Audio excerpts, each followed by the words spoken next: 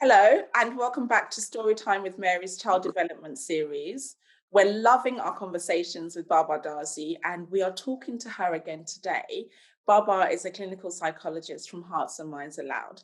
Hi, Baba, how are you? I'm well, Mary. How are you doing? I'm doing really well, and it's September. Kids are going back to school, which is exciting. I think it's exciting anyway, but it's also a bit of a nervous time. But today we want to talk about a really interesting topic around how we get kids to love going to school. I know that when I was growing up, I really actually quite enjoyed going to school. At the end of my school journey, I was the only pupil to have 100% attendance over 7 years. I Oh, never wow. took a single day off, which was amazing. So there's a quote that I love, which is do what you love and love what you do. And I think if we live and breathe by this quote, then we'll be passionate about the things that we do. So, Baba, I wanted to ask you a question. Is it true that we excel at activities that we actually love and enjoy doing? Yes, Mary. Generally, when there's an interest in what you are doing, you have something else in your favor. Apart from the work that you are putting in, you actually like what you are doing, so you are able to go the extra mile, which puts you at a better chance of excelling. So, absolutely, loving what you do definitely helps. Fantastic. And do you think it's possible to get kids to love going to school so much that they can excel at it? As impossible as that sounds on first hearing it, yes, it is possible. It's possible to, develop a structure and help children create a perspective about school that helps them love going there, not just doing it as a chore, as an obligation, or because they've been told to. Yes, it is possible. And do you think there's a process to this, to nurturing that love in children? Yes, as for everything else, there is a process, and we've I think we've established in our last few conversations that to be successful with raising our children, or to be successful with doing anything meaningful with them, structure and process is important. So you want to probably help them understand or come to accept school as a place where they can be creative, they can go on adventures, whatever that adventure is, whether it's in the classroom with different learning or outside the classroom, outdoors.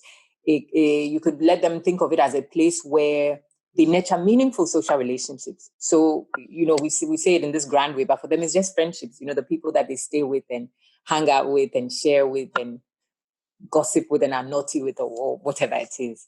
And it's also the place where they get to learn new things.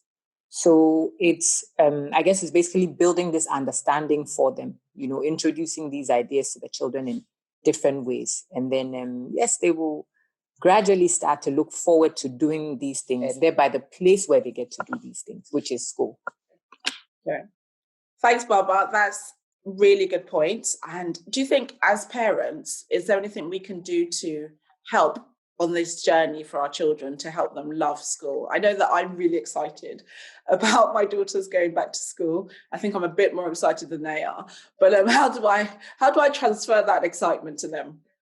First of all, you want to be patient with your children and understand that, I guess, having to go back into the school routine means a bit of adjustment. Sometimes that takes a little while. So you want to be patient with them. You want to encourage them also. Okay, you want to encourage them when they are unsure, when they are uncertain. All of the things we've talked about, which is the value of going to school, you want to slowly remind them of that. Okay, you could even start to introduce them to some of those things at home. So, yes, the learning of new things. We've talked about the value of play. We've talked about the value of adventure. If you can do something interesting or adventurous with them at home, you want to introduce them to that and remind them that there will be so much more of that at school. Even if it's not that much more, they get to look forward to it. And communicating with them is also very, very important. So reassuring them will come through open and honest communication. So I believe those are some of the things that parents can do. And I think this is worth mentioning. We know that as parents, we're not always in the company of our children. Sometimes we have nannies helping us. So we talked about having a concerted effort. While we are doing this for the children, we want the nannies to, or guardians or whoever has them to, sort of replicate this as well so that there's consistency. And then, they are getting the same message all around. That is such an important point that you make around having other people, like wider community, supporting us to raise our children, and ensuring that, right? yeah, and we're all singing from the same hymn sheet, we're on the same page. So I think that's a really important point that you raise.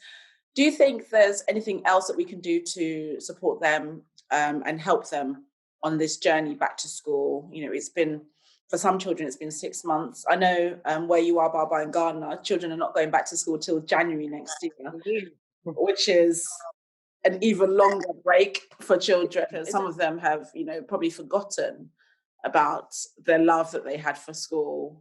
Yes, for continuous support, right? The best thing that parents can do now is to monitor, to consistently monitor their children's progress. We've talked about all these amazing things we can do, you know, creativity and all of these things that we want to encourage for children. But we want to monitor how they are receiving that, how they are adjusting, how they are settling in. That way, you know where to put in a bit more effort and where to help the child calm down, where to intervene where you have to. Because we know that our children are different. So some children will get back into the routine and pick up that love much quicker than other children. So you want to monitor them.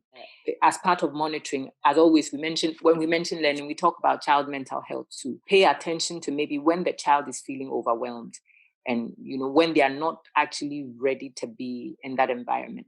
Just so that, like I mentioned, you know when to intervene, how to intervene, and then you know you get them assimilated back into the regular system. Perfect. That makes a lot of sense, actually, to pay attention to children's emotional health as well, because that's a really important. That's why we're talking to you, Barbara, because you are the expert as a clinical psychologist. Thank you so much, Barbara. I think this has been a really important conversation that we're having today, because it's September, children are going back to school, some are apprehensive, some are excited, but all the same, they're going back in the UK anyway. And we wish you all the very best if your children are going back to school this month. We're wishing that they learn to love and enjoy school so they can excel and be the best they can be. Baba, just before we go, please remind us how we can get in touch with you if we want to continue this conversation. Absolutely, Mary. It's Hearts and Minds Aloud on Facebook and on Instagram. As well, I'm happy to receive emails at heartsandmindsaloud@gmail.com. Perfect. Thank you so much. And as always, it's been fantastic talking to you, and we'll talk again next time.